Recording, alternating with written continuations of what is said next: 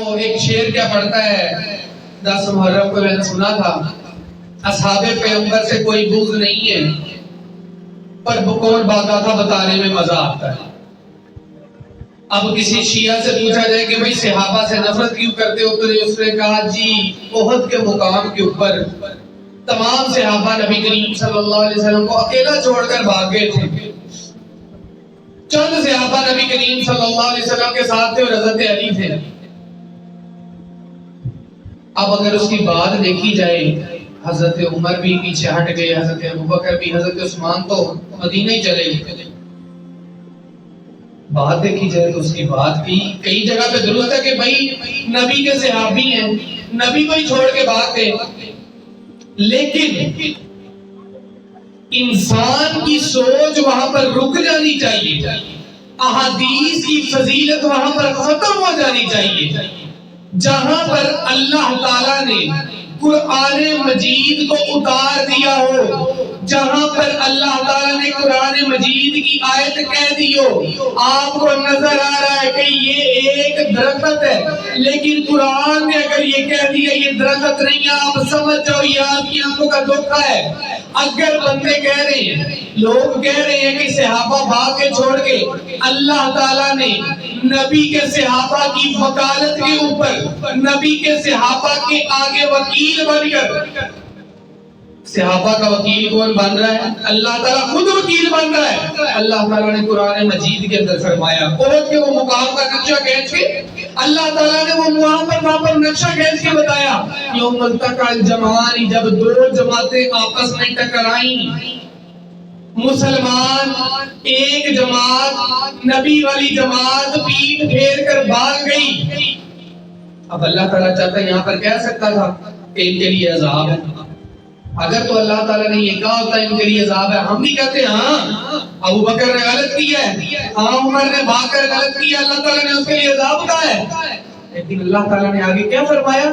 فَأَزَلَّهُمُ الشَّيْطَانُ، ان کو شیطان نے پھسلایا۔ اللہ تعالیٰ نے پھر فرمایا فَاعْفُ عَنْهُمْ، میں نے ان ساروں کو معاف کر دیا۔ جب اللہ تعالیٰ نے کہا ہے کہ شیطان نے پھسلایا، انسان کی تاریخ میں سب سے پہلا اس دنیا کے اندر جو انسان آیا وہ تھے حضرت آدم، جو کہ جنت کے اندر تھے، تمام کی تمام نعمتیں، تمام کی تمام آسائشیں، ایک درخت کا پھل کھانے کو نہیں کہا، شیطان نے اس درخت کا پھل کھانے کے لیے ایک نبی کو فَأَزَلَّهُمْ، ایک نبی کو شیطان نے پھسلا دیا۔ تو یہاں پر تو جانور بنی ہوئی ہے، یہاں پر ایک دوسرے کی گردنیں کٹ رہی ہیں، اور پھر پورا پس منظر نہیں دیکھتے اور کا کیا ہوا۔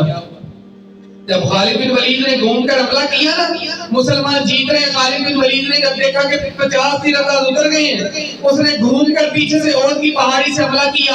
اب مسلمان جو فتح کے نشے میں سرشار بھاگے جا رہے تھے، کافروں کو پکڑو، ان کے قیدی بناؤ، ان میں سے مال غنیمت نکالو، جب پیچھے سے اچانک سے کچھ گھڑ سوار آئے اور خالد بن ولید نے حملہ کیا۔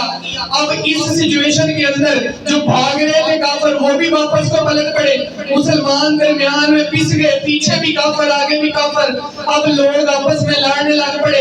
مسلمان جو جیت رہے تھے اچانک ان کو نظر آنے لگ پڑا بھئی کام خراب ہو گیا ہے، خالد بن ولید نے پانسا پلٹ دیا ہے۔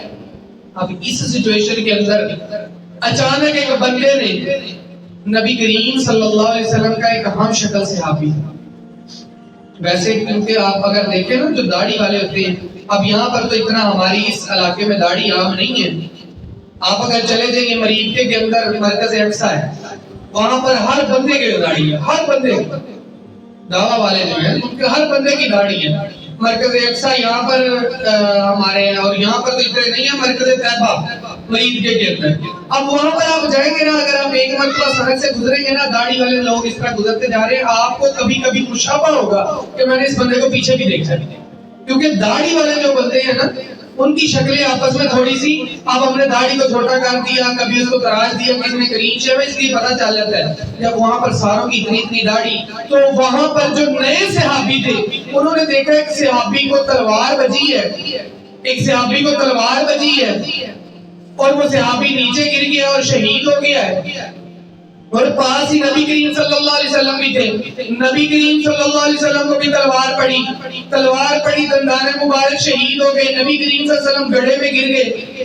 اب جب گڑھے میں گر گئے, اس بندے نے کہا اوے ہم جس بندے کے لیے لڑے ہیں وہی شہید ہو گیا ہے. اوے ہم تو نبی کریم صلی اللہ علیہ وسلم کے لیے لڑے تھے, ان کے لیے جانیں قربان کر رہے تھے. 700 کا مقابلہ 3000 سے, ہم ان کے لیے لڑے تھے, وہی شہید ہو گئے ہیں. جب ایک بندہ ایک بندے کے لیے لڑا اور نبی شہید ہو جائے, دل ٹوٹتا کہ نہیں ایک بار کہ بھائی نبی کے لیے جانیں قربان کر رہے تھے اور نبی ہمارا شہید ہو گیا ہے. ایسا کرتے ہیں پیچھے ہٹ جاتے ہیں, بھاگے نہیں. احد کی پہاڑی پر تھے, آگے جا کر لڑے تھے, واپس بھاگ کر احد کی پہاڑی پر آگے. تو یہاں پر انہوں نے کیا کہا کہ نبی کریم صلی اللہ علیہ وسلم کو اکیلا چھوڑا. اور نبی کریم صلی اللہ علیہ وسلم کے ارد گرد جو صحابی تھے, اگر تو ان میں سے کوئی بھاگا ہے تو مجھے اس کا نام بتاؤ. جو ارد گرد صحابی تھے وہ سارے کے سارے وہاں پر تھے. سعد بن ابی وقاص وہاں پر تیر اندازی کر رہے ہیں, نبی کریم ان کو تیر پکڑا رہے ہیں. فدا کا امی و ابی, میرے ماں باپ تیرے پہ قربان. صاحب تیر چلا کیونکہ آپ کا نشانہ بڑا اچھا تھا. پھر حضرت عبیدہ ابن جراح نے, آپ نے نبی کریم صلی اللہ علیہ وسلم کے سر پہ جو خون تھا اس کی کڑیاں اتر کے یہاں پر لگ گئی. اپنے دانتوں سے وہ کڑیاں کھینچ کر نکالی نبی کے چہرے سے. تو آپ کا یہ نکالتے ہوئے کڑیاں جو چہرے کے اندر تھی, حضرت عبیدہ کے دانت شہید ہو گئے.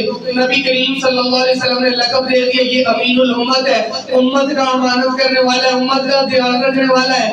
حضرت علی وہاں پر آگے لڑتے لڑتے نبی کریم صلی اللہ علیہ وسلم کو بچا رہے ہیں. ایک صحابی نے تقریباً 60 سے 70 تیر نبی کریم صلی اللہ علیہ وسلم کی طرف جو آ رہے تھے اپنے جسم پر لیے, آدھے کمر پر, اور پھر جب کمر پہ باقی جگہ نہ رہی اور آخری وقت قریب آ گیا, اس نے سینہ آگے کر دیا. اب جو صحابہ نبی کے پاس ہے وہ نبی کو چھوڑ نہیں رہے. جن صحابہ کو پتہ لگا کہ بھائی نبی کریم صلی اللہ علیہ وسلم شہید ہو گئے, ان کا ایک مرتبہ حوصلہ ٹوٹ گیا, ہار بھی رہے تھے, وہ ایک مرتبہ گھوم کر پیچھے احد پہاڑی پر آ گئے. تو یہاں پر سے وہ کہتے ہیں کہ حضرت محمد کریم صلی اللہ علیہ وسلم کو صحابہ نے اکیلا چھوڑا ہے احد کے مقام پر, ہم ان سے نفرت کرتے ہیں. اور بھائی کن صحابہ سے نفرت کر رہے ہو تم لوگ؟ کن صحابہ سے نفرت کر رہے ہو؟ وہ کہتے ہیں جی ہم حضرت ابوبکر صدیق کی ریاست کو بھی نہیں مانتے, حضرت علی کی ریاست ہونی چاہیے تھی, ہم حضرت عمر کی بھی ریاست کو نہیں مانتے, حضرت عثمان کی بھی ریاست کو نہیں مانتے, کیونکہ پہلا خلیفہ حضرت علی کا ہونا چاہیے تھا, پہلا نمبر علی کا ہونا چاہیے تھا. اب یہاں پر ایک حدیث آپ کے سامنے میں بتانے لگا ہوں. جب آخری وقت نبی کریم صلی اللہ علیہ وسلم کا آیا, حضرت علی بچپن سے نبی کریم صلی اللہ علیہ وسلم کے ساتھ, بچپن سے چھوٹے ہوتے سے, جب مدینہ ہجرت کر کے نبی کریم صلی اللہ علیہ وسلم کے 2 چاچے حضرت حمزہ, حضرت عباس, 2 چاچے جو نبی کریم کے ہم عمر تھے, اور ایک یوں سمجھ لیں کہ بیسٹ فرینڈ جیسے ہمارے کزن ہوتے ہیں ویسے وہ ہم عمر تھے نبی کریم کے دونوں چاچو, تو وہ نبی کریم کے قریبی تھے. میں نے آپ کو پہلے بھی بتایا حضرت حمزہ بدر میں مسلمانوں کے سردار, بعد میں لشکر گیا اس کے بعد مسلمانوں کے سردار, احد میں مسلمانوں کے سردار, اور اگر وہ شہید نہ ہوتے تو یہ بات پکی تھی کہ انہوں نے پہلا خلیفہ نامزد ہونا تھا. نبی کریم نے کیا کہ جانا تھا کہ بھائی حمزہ آج کے بعد یہاں کا خلیفہ ہے. اب حضرت حمزہ سے اتنی محبت, حضرت عباس بھی ادھر, حضرت عباس بھی ساتھ ہے. اب حضرت علی آخری وقت میں نبی کریم صلی اللہ علیہ وسلم, یہ بخاری کی الفاظ ہیں, یہ احادیث کے الفاظ ہیں, میں اپنی طرف سے نہیں کہہ رہا. حضرت عباس نے نبی کریم صلی اللہ علیہ وسلم کا جب دیکھا نا آخری وقت پاس, تو حضرت علی سے کہا کہ علی ایسا کر, آگے جا کے نبی کریم صلی اللہ علیہ وسلم کو لکھوا لے کہ آگے کے بعد جو میری اولاد ہے وہ یہاں پر مسلمانوں کی بنے گی خلیفہ. اب حضرت علی بچپن سے نبی کریم صلی اللہ علیہ وسلم کے ساتھ ہے, ایک ایک چیز کا پتہ ہے. حضرت علی نے آگے سے کہا یہ کام کرنے کا فائدہ نہیں ہے. پتہ ہے کس لیے؟ کیونکہ اگر نبی کریم صلی اللہ علیہ وسلم نے منع کر دیا جو کہ مجھے پتہ انہوں نے کرنا ہے, کیونکہ نبی کریم صلی اللہ علیہ وسلم نے فرمایا کہ میں ملوکیت پہ بھروسہ نہیں رکھتا. ملوکیت کیا ہے؟ اپنے تو بعد اپنے پتر کو بادشاہ بنانا. نبی کریم صلی اللہ علیہ وسلم نے فرمایا ملوکیت نہیں ہے. اسلام میں نہ ملوکیت ہے نہ جمہوریت ہے, اسلام میں دونوں چیزیں ہیں. اسلام کے اندر ہے مجلس شورا, جو سمجھدار بندے ہیں نا, کچھ سمجھدار جو بندے ہیں وہ آخری وقت میں جو بندہ جانے لگا ہے وہ کچھ نام دے کر جاتا ہے 4 یا 5 کہ بھئی یہ 4-5 بندے ہیں، ان میں سے ایک بندہ جو آپ کو لگتا ہے کہ اتھینٹک ہے اس کو اپنا خلیفہ بنا لو۔ اب نبی کریم صلی اللہ علیہ وسلم آخری وقت میں حضرت عباس نے کہا کہ یار جا کے پرچی سے لکھوا لیا کہ بھئی اگلا خلیفہ علی ہوئے گا، یہاں نبی کریم کی اولاد جو ہوئے گا، یہاں میں بن جائے گا تو بن جائے گا۔ حضرت علی نے فرمایا کہ نہیں، مجھے پتہ ہے اگر نبی کریم صلی اللہ علیہ وسلم نے منع کر دیا جو کہ مجھے پتہ ہے انہوں نے کرنا ہے، تو پھر یہ سمجھ لو کہ امت محمدیہ اس کے بعد کبھی بھی نبی کی آل کو خلیفہ نہیں بنائے گی کہ بھئی نبی نے آخری وقت سے آپ ہی منع کرتا سی ایسے تو ہم خلیفہ کیوں بنائیے۔ تو حضرت علی پیچھے ہٹے تھے، انہوں نے کہا کہ میں نے خلیفہ کے لیے ابھی نام نہیں دینا۔ بہرحال نبی کریم صلی اللہ علیہ وسلم کی وفات ہوئی، وفات ہونے کے بعد اب ایک حدیث یہاں پر میں آپ کو بتاتا چلوں کہ جس سے پتہ چل جائے کہ ابو بکر کی جو خلافت ہے وہ بالکل سچی ہے۔ حضرت علی سے حضرت علی کے بیٹے نے پوچھا کہ ابو جی نبی کریم صلی اللہ علیہ وسلم کے بعد اس دنیا کے اندر سب سے زیادہ فضیلت کس کی ہے؟ تو حضرت علی نے کیا جواب دیا؟ ابو بکر کی۔ کیا جواب دیا؟ ابو بکر کی۔ کون کہہ رہے ہیں؟ حضرت علی۔ کس کو کہہ رہے ہیں؟ اپنے بیٹے کو۔ پھر پوچھا ہے ابو جی اس کے بعد کس کی ہے؟ انہوں نے کہا جی حضرت عمر کی۔ اب وہ بیٹا کہتا ہے کہ مجھے اس چیز کا گمان ہوا کہ میں نے اگر دوبارہ پوچھا کہ ابو جی اس کے بعد کس کی ہے تو انہوں نے کس کا نام لینا ہے؟ عثمان کا۔ تو میں نے ان کو کہہ دیا آج جی مجھے پتا ہے آپ کی بھی بڑی فضیلت ہے۔ تو یہاں پر سے پتا چلا کہ نبی کریم صلی اللہ علیہ وسلم نے ساتھ میں جو کہا تھا کہ میرے بعد جو خلفائے راشدین آئیں گے ان کی اتباع تمہارے اوپر فرض ہے۔ تو پھر جو نبی کریم صلی اللہ علیہ وسلم نے جو کہا ہے خلفائے راشدین، اس کا مطلب یہ ہوا کہ 30 سال نبی کریم نے بتائے تھے خلفائے راشدین کے، وہ بالکل برحق تھے۔ اور پھر کون سی جائیدادیں بنائی ہیں صحابہ نے؟ حضرت ابوبکر نے کون سی جائیداد بنائی ہے؟ حضرت ابوبکر نے کوئی جائیداد بنائی ہے؟ اتنی بڑے علاقے کے خلیفہ ہونے کے بعد اپنے بچوں کو کوئی جائیداد دے کر گئے؟ اپنے بچوں کو کسی کو خلیفہ بنا کے گئے؟ حضرت عمر نے کون سی جائیداد بنائی ہے؟ آدھی دنیا کی حکومت اپنی کون سی جائیداد بنائی ہے؟ وہ تو وہ آدمی تھے کہ درخت کے نیچے لیٹ رہے ہیں اور پسینہ اور گرمی کی وجہ سے ان کی بار بار آنکھ کھل رہی ہے۔ روم کا قاصد آیا ملنے کے لیے، آ کر جب ملتا ہے وہ لوگوں سے کہتا ہے مجھے عمر کا محل دکھاؤ۔ انہوں نے کہا محل تو کوئی نہیں ہے، وہاں پر آگے جب مسجد کے باہر درخت کے باہر لیٹے ہوں گے۔ اب وہاں پر گئے، وہاں پر جا کے دیکھا اور کوئی بندہ نہیں ہے، ایک ہی بندہ چھاؤں میں لیٹا ہوا ہے جو کہ بار بار کروٹیں لے رہا ہے، اس وجہ سے کہ اس کے اوپر پسینہ آ رہا ہے، پسینہ آ رہا ہے گرمی کی وجہ سے۔ اب یہ بندہ وہ دیکھ رہا ہے کہ یہ والا بندہ جو سو رہا ہے، جس کو صحیح طرح نیند نہیں آ رہی گرمی کی وجہ سے، یہ آدھی دنیا کا حکمران لیٹا ہوا ہے۔ یہ کوئی چھوٹے سے علاقے کا ایم پی نہیں ہے، چھوٹے سے علاقے کا ایم این اے نہیں ہے، یہ آدھی دنیا کا حکمران ہے۔ یہ یہاں پر وہ لیٹا ہوا ہے، اگر چاہتے تو جائیدادیں بنا سکتے تھے، اگر چاہتے تو کیا نہیں تھے کر سکتے۔ حضرت ابو عبیدہ نے جب روم کا قلعہ فتح کیا نا، سب سے مشہور قلعہ جو سعد بن ابی وقاص نے، جس کے اوپر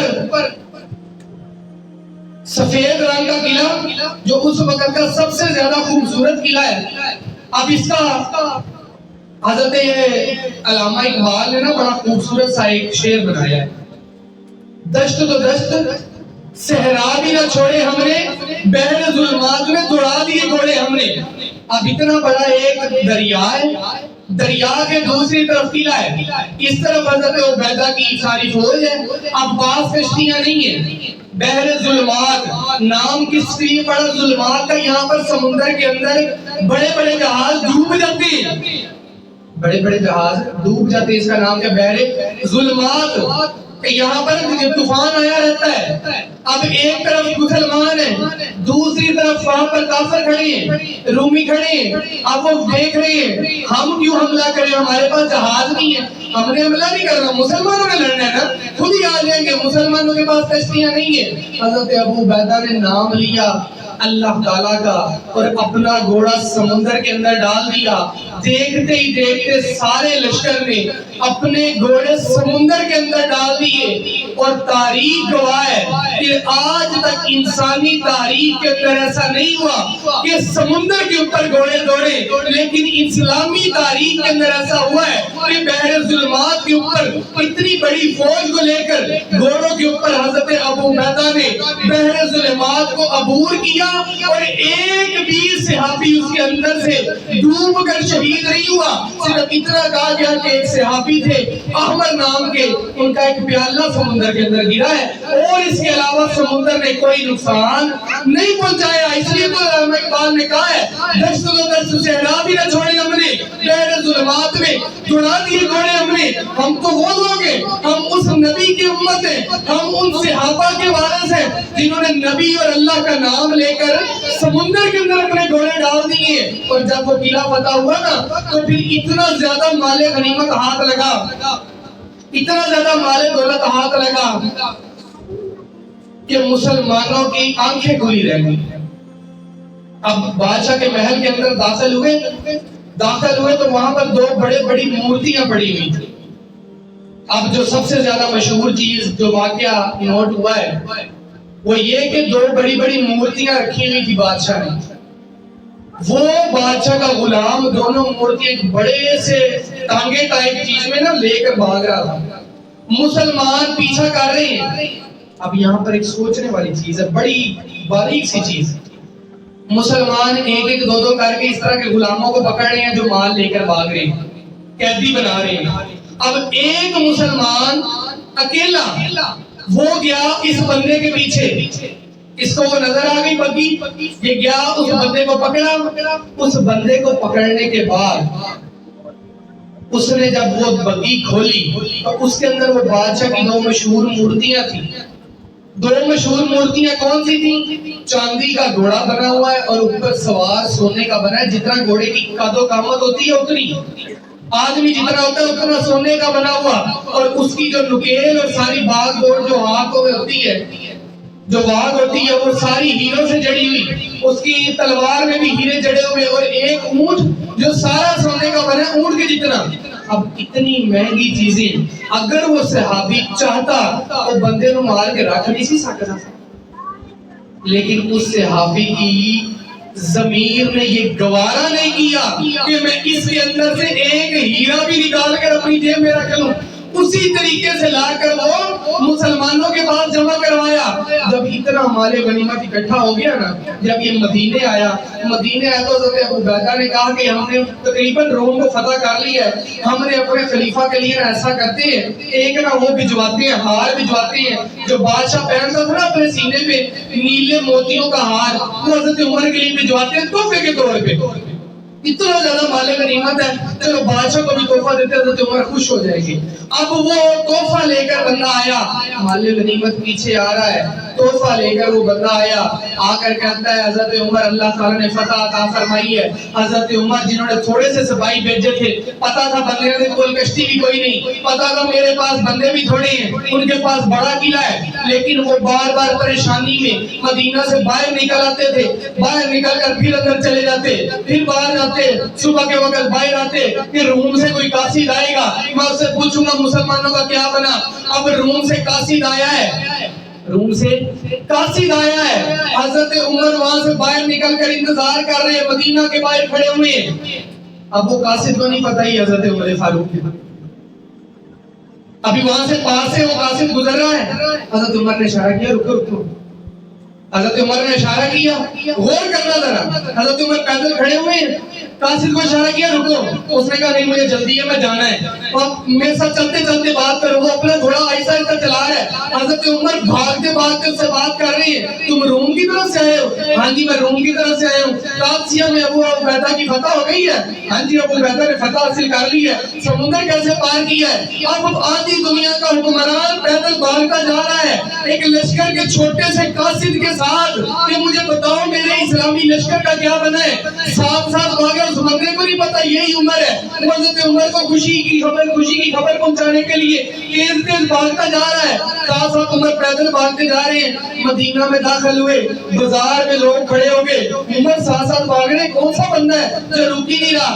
جب وہ کہا نا بندہ تنگ آ گیا تو یار ہوئے کنیا گلاں پوچھنیاں میرے خلیفہ تو بھی کوئی دس رہے تھے. پاس کھڑے بندے نے کہا جس کے ساتھ تم باتیں کر رہے ہو تب سے وہی تو عمر فاروق ہے. یہ تھے نبی کے صحابہ. اور وہ بندہ اتر کر اس وقت حضرت عمر فاروق کے سامنے کھڑے ہو گیا اور کہتا ہے ہمیں اللہ تعالیٰ نے فتح دی ہے. یہ حضرت ابو عبیدہ نے آپ کے لیے یہ ہار بھجوایا ہے. جب حضرت عمر نے یہ سنا نا فتح ہوئی ہے, اسی وقت سجدہ کیا. اسی کی وجہ سے آنکھوں میں آنسو آ گئے. لیکن جب یہ سنا نا کہ ابو عبیدہ نے میرے لیے ہیرو کا ہار بھجوایا ہے, دیکھ کر غصے سے آنکھیں سرخ ہو گئی اور اتنے غصے میں اس کو کہا کہ یہ اسی وقت واپس لے جاؤ اور مسلمانوں میں جا کر تقسیم کرو. تو وہ قاصد کہتا ہے کہ پہلے جب میں ساتھ بگا رہا تھا اتنا سا بھی مجھے ڈر فیل نہیں ہوا, اتنا سا ڈر محسوس نہیں ہوا. جب عمر نے غصے سے مجھے کہا نا کہ تمہاری ہمت کیسی ہوئی کہ مسلمانوں کے مال غنیمت کے اندر سے تم مجھے سے یہ ہار لا کر دے رہے ہو, تم یہ مسلمانوں میں جا کر تقسیم کرو, کہ وہ مجھے ڈر لگنے لگ پڑا. اگر میں 2 منٹ وہاں پر اور کھڑے ہوتا تو عمر میری گردن اڑا دیتے. یہ مسلمانوں کے خلیفہ ہیں. ان مسلمانوں کے صحابہ کی تم گستاخی کر رہے ہو. کون سے حضرت عمر کی تم گستاخی کر رہے ہو؟ یہ وہ نبی کے صحابہ ہیں جنہوں نے اپنا پورا گھر نبی کے لیے دیا ہوا ہے. جنگ تبوک میں حضرت ابوبکر سارا گھر لے آئے. نبی کریم صلی اللہ علیہ وسلم نے پوچھا ابوبکر گھر کیا چھوڑ کر آئے ہو؟ فرمایا اللہ اور اس کے رسول کا نام بھی کافی ہے. میں سوئی بھی گھر میں نہیں چھوڑ کے آیا. پردے کے ساتھ جو سوئی لٹکی تھی نا وہ سوئی بھی میں اتار کے رکھ رہے ہیں کہ یہ بھی بیچ کے کچھ نہ کچھ آ جائے گا مسلمانوں. حضرت عمر اپنے گھر کا آدھا سامان لے آئے. حضرت عثمان نے 900 اونٹ 100 گھوڑے اور 3000 سونے کی شکتیاں مسلمانوں کو دی کہ نبی کریم صلی اللہ علیہ وسلم نے گلے سے لگا کر کہا عمر عثمان آج کے بعد کوئی بھی عمل نہ کرے, یہ جنتی ہے. اور تم کہتے ہو کہ یہ تینوں صحابہ خلیفہ بننے کے قابل ہی نہیں تھے. لعنت ہے تمہاری سوچ کے اوپر کہ آدھی دنیا کے یہ حکمران رہے ہیں اور آدھی دنیا کے حکمران ہونے کے باوجود ان خلیفاؤں میں سے کسی ایک کا بھی نام بتا دو کہ جس نے کہا ہو کہ میری یہ جائیداد مرنے کے بعد میرے بچوں کو دے دینا, یا پھر یہ والا میرا پیسہ میرے بچوں کو دے دینا, یا کسی ایک نے کہا ہو کہ میرے بچے کو میرے بعد خلیفہ بنا. حالانکہ میں آپ کو بتاؤں کہ حضرت عمر فاروق کا جب آخری وقت پاس آیا نا تو جو 4 نام سامنے گئے, 4 نام سامنے حضرت عمر نے جو صحابہ نے نام دیے 4 نام کہ حضرت عمر یہ 4 نام ہم آپ کو دے رہے ہیں. حضرت عبیدہ, حضرت سعد ابن ابی وقاص, حضرت عمر ابن عاص اور حضرت عبداللہ ابن عمر, اس کے بیٹے حضرت عمر کے. اور پھر حضرت عمر نے پوچھا کہ مجھے کوئی سے 2 نام تگڑے سے بتاؤ, اور 2 نام پتہ انہوں نے کون سے دیے؟ حضرت عثمان کا اور حضرت عمر کے بیٹے کا. اب سارے مسلمان کہہ رہے ہیں, مجلس شورا کہہ رہی ہے کہ اپنے بیٹے کو خلیفہ بنائیں. حضرت عمر نے کہا میں نے ملوکیت کو یہاں پر شروع نہیں کرنا, عثمان آج کے بعد یہاں کا خلیفہ ہے. اگر وہ چاہتے اس وقت مسلمان بھی کہہ رہے تھے اپنے بیٹے کو خلیفہ نہیں بنا سکتے. انہوں نے کون سی جائیدادیں بنائی ہیں؟ نبی کریم صلی اللہ علیہ وسلم کے ساتھ ظلم انہوں نے سہے, نبی کریم صلی اللہ علیہ وسلم کے ساتھ مکہ کے اندر پتھر انہوں نے کھائے ہیں, نبی کریم صلی اللہ علیہ وسلم کے ساتھ ہجرت انہوں نے کی اپنا مال چھوڑ کر, نبی کریم صلی اللہ علیہ وسلم کے ساتھ مدینہ کے اندر انہوں نے رہا, نبی کریم صلی اللہ علیہ وسلم کے ساتھ طائف کے اندر پتھر کھائے حضرت زید نے, نبی کریم صلی اللہ علیہ وسلم کے ساتھ رہ کر انہوں نے چمڑے کھائے, نبی کریم صلی اللہ علیہ وسلم کے ساتھ رہ کر پتے کھا کے گزارا کیا, نبی کریم صلی اللہ علیہ وسلم کے ساتھ ہاتھوں میں چھڑیاں لے کر بدر کے اندر اپنے سے 3 گنا بڑی فوج کے سامنے صرف نبی کے سہارے اتر گئے, نبی کریم صلی اللہ علیہ وسلم کے ساتھ احد میں لڑے, نبی کریم صلی اللہ علیہ وسلم کے ساتھ خندق کے اندر اپنے پیڑ پر پتھر باندھ کر نبی کریم صلی اللہ علیہ وسلم کے ساتھ مل کر کھدائی کی, نبی کریم صلی اللہ علیہ وسلم کے ساتھ بیعت رضوان میں نبی کریم کے ہاتھ کے اوپر موت کی بیعت کی کہ جب تک ہم لڑیں گے لڑتے رہیں گے حتیٰ کہ جب تک مر نہیں جاتے، موت کی بیعت کی کہ مر نہیں جائیں گے، نبی صلی اللہ علیہ وسلم کے ساتھ یہاں پر لڑتے ہوئے مریں گے، واپس نہیں ہو جائیں گے، موت کی بیعت کر لی حتیٰ کہ اللہ تعالیٰ نے کہہ دیا ید اللہ فوق عبادہ، اللہ تعالیٰ نے بھی اپنے ان بندوں کے ہاتھوں کے اوپر اپنا ہاتھ رکھا ہے۔ ان صحابہ کے بارے میں تم کہتے ہو یہ فتح مکہ میں نبی کے ساتھ ہے، اور جہاں پر بھی دیکھو جس جگہ پر بھی دیکھو نبی کریم صلی اللہ علیہ وسلم نے اگر اپنا کوئی واقعہ بتایا ہے تو یہی کہا ہے میں ساتھ چلا، میرے ساتھ ابو بکر اور عمر تھے، میں نے کھانا کھایا، میرے ساتھ ابو بکر اور عمر تھے، میں یہاں پر گیا، میرے ساتھ ابو بکر اور عمر تھے، میں یہاں روزہ رکھا، میرے ساتھ ابو بکر اور عمر نے رکھا۔ ہر جگہ پر ابو بکر اور عمر ساتھ ہے، ہر جگہ پر صحابی نبی کے ساتھ ہے، یہاں تک کہ کچھ صحابی جو پیچھے رہ گئے ایک جنگ میں نبی کریم صلی اللہ علیہ وسلم کے سامنے آئے، نبی کریم صلی اللہ علیہ وسلم نے ناراضگی کا اظہار کر دیا، اب اس صحابی کے پاس ایک بندہ آیا، اس صحابی کے پاس ایک بندہ آیا روم سے، ابھی مسلمانوں کی سلطنت نہیں بنی، مدینہ کے اندر برا حال ہے، مسلمان برے حالوں میں ہے، صحابی پیچھے رہ گیا ہے۔ اب نبی کریم صلی اللہ علیہ وسلم نے مدینہ والوں کو کہا میں اس سے نہیں بولتا، صحابہ نے کہا ہم بھی نہیں بولتے، وہ صحابی اتنا زیادہ پریشان ہو گئے، 3 سے 4 دن گزرے، ان کو یہ فیل ہونے لگا کہ مجھے تو ایسے لگتا ہے دنیا میں کوئی ہے ہی نہیں، جب کسی بندے نے بلانا نہیں، بازار میں جانا کسی نے کچھ کہنا نہیں، صرف کسی نے چیز دینی ہے وہ شاپر میں ڈال کے دے دینی، کسی نے سلام کا جواب نہیں دینا۔ اب وہاں روم سے بندہ آ کر کہتا ہے یار تم اتنے امیر بندے ہو، تم اتنے عزیز بندے ہو، تم نے محمد کے لیے اپنا سارا کاروبار پہلے چھوڑا ہے، اب محمد تمہارے ساتھ یہ کر رہا ہے کہ جنگ میں پیچھے رہنے کی وجہ سے، تم ایسا کر تم ہمارے ساتھ آ جاؤ۔